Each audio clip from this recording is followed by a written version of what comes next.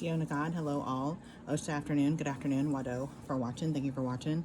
So I'm going to show you real quick what I am putting together for one of our fallen brothers from the Marine Corps. He treated me like a sister, which is really rare for Marine Corps stuff. So anyway, who just so happened to be a Marine, right?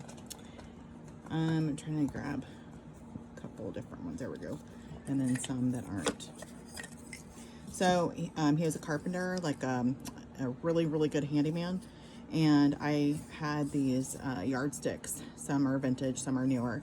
And the idea was given to me. It just came to me. I'm intuitive for those that don't know. But it didn't come to me in time to give out a bunch of them at his service.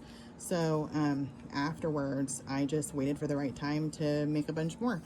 And I'm finishing those up. So this is great for if you have anybody who loves to draw, loves carpentry, handyman, handywoman stuff, or fiddle farting around with tools or whatever it is, or just loves vintage things in general. And you don't have to wait to give it to anybody until like they pass, but either way, they can use them as ornaments or as just a visual reminder of the person, right? So I cut them off around just a hair after 5 inches because I want the numbers to be visible. I didn't want them to be cut off. I rounded the corners, hand sanded those, and rounded the edges, and then drilled a hole in it. Backed it with leather scraps, so all of them are going to be different. Like for example, they're not all going to be the same. They're going to have some funky edges going, but I roughed up the leather. I did hand distressed the leather, and I used a punch to punch a hole in it right here. And then I used a flag weight that we had lying around and an old 2x4 scrap. And what I did was I laid the ruler over the piece of yardstick over and drew a little hole, like a little in the hole. I went like that.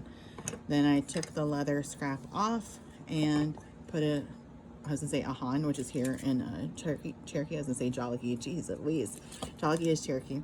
Put it on there, gave it like 5 really good whacks, and made sure that I could see all of this edge around it. And then it pulls out a little plug, stores them there, spits them out every now and again. And I put those in a jar that I think I'm gonna use to fill and then like put faux flowers inside and stuff, which I think that's gonna be pretty cool.